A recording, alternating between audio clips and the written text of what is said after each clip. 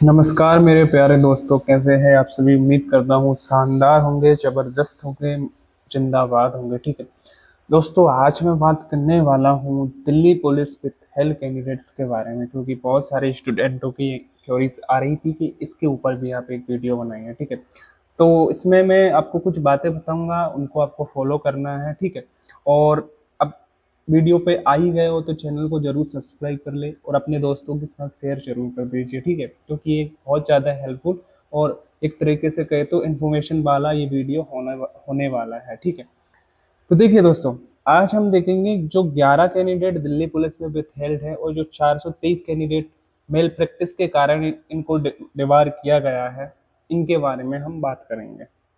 इन दोनों के बीच के अंतर को समझेंगे। विथहेल्ड क्या होता है जो 11 कैंडिडेट है, और मेल प्रैक्टिस क्या होता है, क्या इनका फिजिकल होगा। ठीक है, अगर फिजिकल नहीं होगा तो क्या होगा, सब कुछ समझेंगे। आपको वीडियो को एंड तक वॉच करना है। बहुत छोटी सी वीडियो होगी, ज़्यादा बड़ी वीडियो होगी। देखिए दोस्तों, सबसे पहले मैं जो 11 कैंडिडेट हैं विथहेल्ड, जो 11 विथहेल्ड कैंडिडेट हैं उनके लिए बता देता हूँ। ठीक है, देखिए दोस्तों, पहले विथहेल्ड का मतलब समझिए। विथहेल्ड का मतलब ये नहीं है कि आपके ऊपर चीटिंग का शक है। ठीक है, विथहेल्ड का मतलब ये है कि आपके डॉक्यूमेंट्स में किसी तरीके का एरर है, आपके फिंगर मिसमैच में किसी तरीके का एरर है। ठीक है, या कोई फोटो भी हो सकता है, सिग्नेचर भी हो सकता है, एक्स वाई जेड कुछ भी हो सकता है, लेकिन ये एक तरीके से कहे तो आपके डॉक्यूमेंट्स वाली प्रॉब्लम होगी, या फिर आपकी फिंगर मिसमैच वाली प्रॉब्लम होगी, एड्रेस से रिलेटेड कोई प्रॉब्लम हो सकती है। इस तरीके से मतलब इनको मेल प्रैक्टिस नहीं माना जाता है। इनको क्या, मेल प्रैक्टिस नहीं माना जाता है। ठीक है, इनको सस्पेक्ट माना जाता है।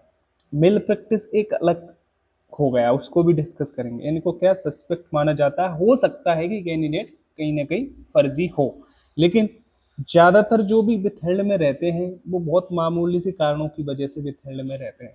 या तो उनका डोमिसाइल में है कोई प्रॉब्लम, डोमिसाइल में भी ऐसी प्रॉब्लम जैसे कि किसी दूसरे स्टेट से पढ़ाई करी और किसी दूसरे स्टेट में का आपके पास में जो है डोमिसाइल है, इस वजह से दोस्तों आपको विथहेल्ड कर देते हैं।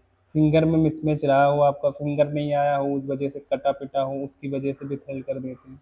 क्योंकि उनको तो पता है कि कैंडिडेट तो वही होगा, लेकिन भाई उनको तो श्योरिटी चाहिए ना। मतलब ये कंफर्मेशन चाहिए कि ये जो फिंगर है वही व्यक्ति हो जिसने पेपर दिया हो। हालांकि वो ये सब समझते हैं कि हो सकता है किसी कारणों की वजह से फिंगर नहीं आया होगा, उसका हाथ छिल रहा होगा, हाथ पे धूल लगी होगी, एक्स वाई जेड बहुत सारे रीजन हो सकते हैं, लेकिन उनको तो कंफर्मेशन चाहिए होती ना, इसलिए इनको रोक दिया जाता है।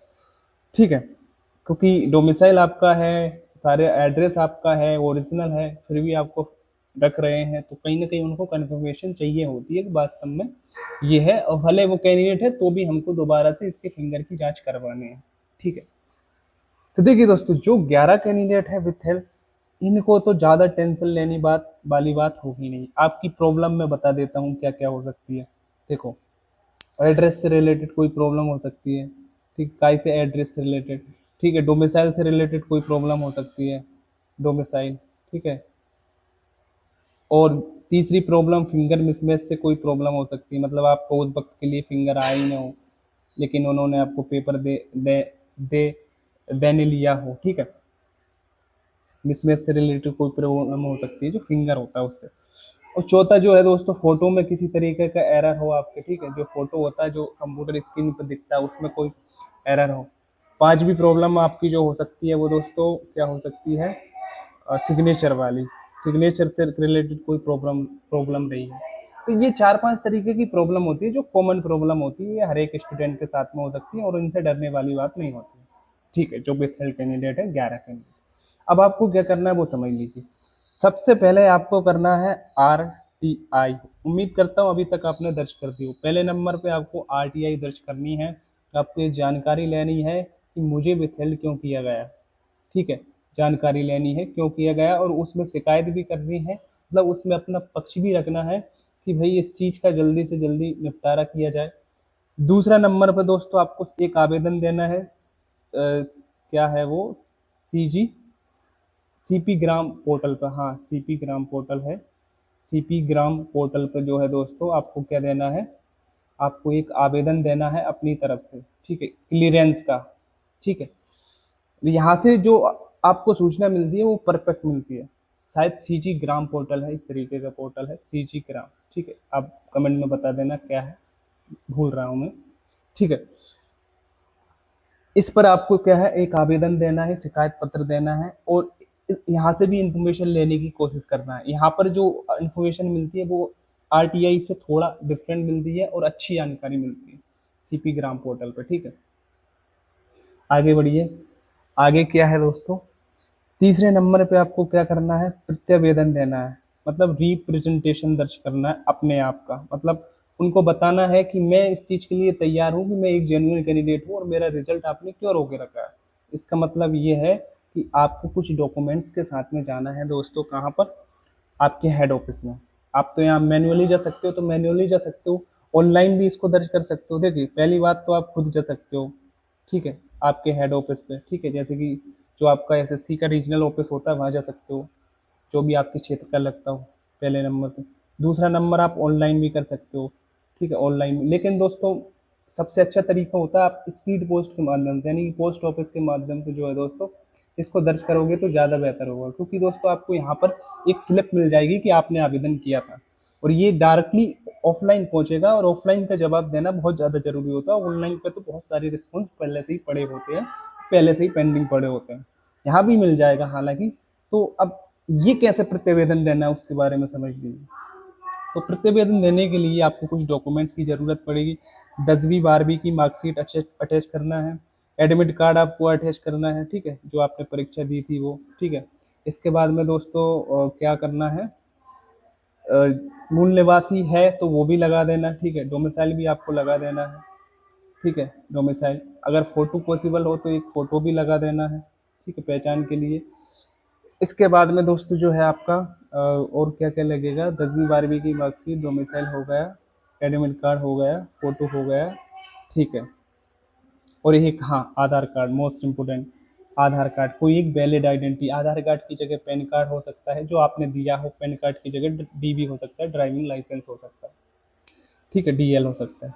ये चीज़ें आपके पास में होनी चाहिए, ये होना चाहिए। और एक और हाँ, जहाँ पर आपका रिजल्ट विथहेल्ड शो हो रहा है, मतलब उस लिस्ट में, तो उसका भी आपको एक प्रिंट आउट निकाल के लगा देना। ये कुछ 4 5 6 तरीके की चीज़ें लगनी है। क्या क्या, 10वीं 12वीं की marksheet, admit card, domicile, photo और डीएल, मतलब इनमें से कोई एक वैलिड आइडेंटिटी, चाहे तो डीएल हो, चाहे आधार हो, चाहे पैन कार्ड हो, जो भी आपने दिया हो, और एक प्रिंट आउट लगा देना है जो आपको विथहेल्ड शो कर रहा है वो वाला, ठीक है। इसके बाद में चाहे तो आप मैन्युअली कर दीजिए, चाहे स्पीड पोस्ट के माध्यम से कर दीजिए। स्पीड पोस्ट के माध्यम से करना ज़्यादा बेहतर होता है, क्योंकि आपका टाइम भी बचेगा, क्योंकि आप वहाँ भी नहीं जाओगे और यहीं से आपका काम हो जाएगा। जो 11 कैंडिडेट है उनको तो केवल इतना ही करना है। इसके बाद में जो रिस्पॉन्स मिलते हैं, रिस्पॉन्स अगर आपके अकॉर्डिंग नहीं मिलते हैं, या आप टाइम बताते हैं या आप सही तरीके से रिस्पॉन्स नहीं देते हैं, तो फिर आप लीगल नोटिस भी भेज सकते हो वकील के माध्यम से। लेकिन अभी आपको ये सब करने की ज़रूरत नहीं है, अभी आपको ये पहली प्रायोरिटी के साथ में ये काम करने की ज़रूरत है, ठीक है। अब सबसे बड़ा जो मुद्दा है वो है 423 कैंडिडेट का, इनके लिए क्या प्रॉब्लम हो। देखिए दोस्तों, मैं मानता हूं कि इन 423 कैंडिडेट में बहुत सारे कैंडिडेट ऐसे होंगे जो जेन्युइन होंगे, या कहे तो सही होंगे। इन 423 कैंडिडेट में क्या होंगे, सही होंगे। लेकिन दोस्तों इनमें से एक बहुत बड़ा नंबर ऐसा होगा जो वास्तव में मेल प्रैक्टिस जिन्होंने किया होगा, क्या किया होगा, मेल प्रैक्टिस जिन्होंने किया होगा, ठीक है। तो देखिए दोस्तों, जो वास्तव में मेल प्रैक्टिस है तो उसका तो कुछ नहीं होगा दोस्तों, और वो कोशिश भी मत करना।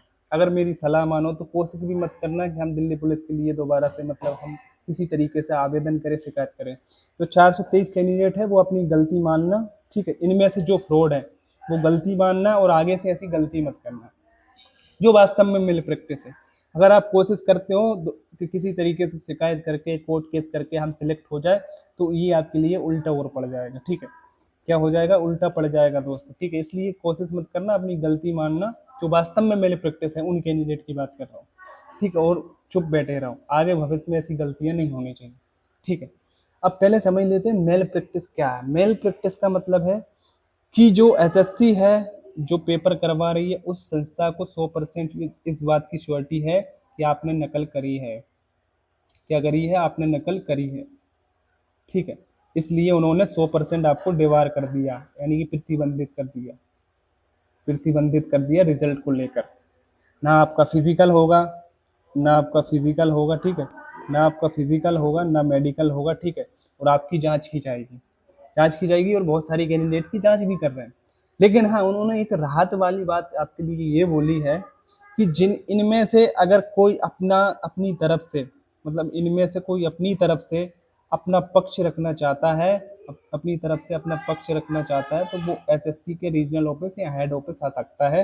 वहां पर अपने आप को बेकसूर या कहे तो अपने आप को प्रूव कर सकता है। अब ये बात केवल उनके लिए है जो वास्तव में सही कैंडिडेट है, जो वास्तव में जेन्युइन कैंडिडेट है, सही कैंडिडेट है, लेकिन किसी भी तरीके से जो है दोस्तों आपको नकल वाली लिस्ट में डाल दिया गया, मेल प्रैक्टिस वाली लिस्ट में डाल दिया गया। ये उन कैंडिडेट्स के लिए है जो वास्तव में जेन्युइन है, और जो वास्तव में जेन्युइन है वही मेरे से संपर्क करे, वही मेरे को मैसेज करे, ठीक है। फर्जी कैंडिडेट कृपया ना करें, क्योंकि आपका कुछ होगा नहीं, ठीक है। जो वास्तव में, क्योंकि वहां पर प्रूफ मांगेंगे आपसे और वो प्रूफ आपको देना पड़ेगा, और जो वास्तव में जेन्युइन है उसके पास में प्रूफ होता है और उसको डर भी नहीं होता, क्योंकि वो करेगा, श्योर होता है कि हाँ मेरे साथ में ये गलत हुआ। जो वास्तव में जेन्युइन है वो घबराए नहीं दोस्तों, ठीक है, घबराए नहीं। अगर आप वास्तव में जेन्युइन हैं, किसी तरीके की कोई गलती नहीं करी है, तो आपका सिलेक्शन होगा। हाँ, ये है कि थोड़ा सा टाइम लग सकता है, क्योंकि अपने आप को प्रूव करने हैं, ठीक है। और जो फर्जी है वो तो बिल्कुल ही कोशिश करना मत ही दोस्तों, ठीक है। अब जेन्युइन कैंडिडेट को क्या करना है वो समझ लीजिए। अब जेन्युइन कैंडिडेट को ये करना है कि आपको अपनी एसएससी के रीजनल ऑफिस जाना है। जिस तरीके से हम जो विथेल कैंडिडेट्स रिप्रेजेंटेशन दर्ज करते हैं, उसी तरीके से आप जो है दोस्तों अपना पक्ष रखना है। क्या करना है? अपना पक्ष रखना है। कहाँ पर? एसएससी के ऑफिस में, जो आपकी रीजनल ऑफिस है वहाँ पर। और उन अधिकारियों से ये प्रार्थना, ये अपील करनी है कि मैं एक जेन्युइन कैंडिडेट हूँ, आप चाहे तो मेरा किसी भी तरीके से टेस्ट ले सकते हो, मैं आपके हर एक टेस्ट को देने के लिए तैयार हूँ, ठीक है। और आप मेरा इस तरीके से जो है दोस्तों सिलेक्शन या कहे तो रिजल्ट को रोके नहीं। अगर इनकी तरफ से कोई आपका जो है दोस्तों किसी भी तरीके से रिस्पॉन्ड नहीं करते हैं आपको, मतलब या आपके अनुसार या आपके अकॉर्डिंग आपको आंसर नहीं मिलता है, तो फिर आप एक लीगल नोटिस भेजिए। लीगल नोटिस भेजने के बाद में सीधा कोर्ट केस कर दीजिए दोस्तों। कहाँ पर? कैट में, सीएटी में कोर्ट केस याचिका दर्ज कर दीजिए जो आपकी प्रॉब्लम है, ठीक है। फिर आपका यहाँ से तो 100% काम हो ही जाएगा।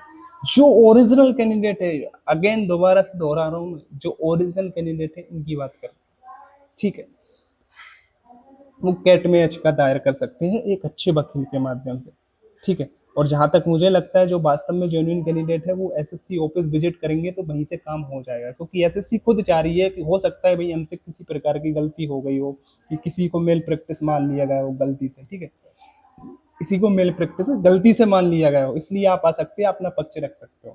क्योंकि एसएससी भी इस चीज के लिए श्योर नहीं है कि कौन गलत है कौन सही है, क्योंकि देखो दोस्तों, गलत लोगों के साथ सही भी फंस जाते हैं, इसलिए ये बात एसएससी को भी पता है, इसलिए उन्होंने ऑफर किया।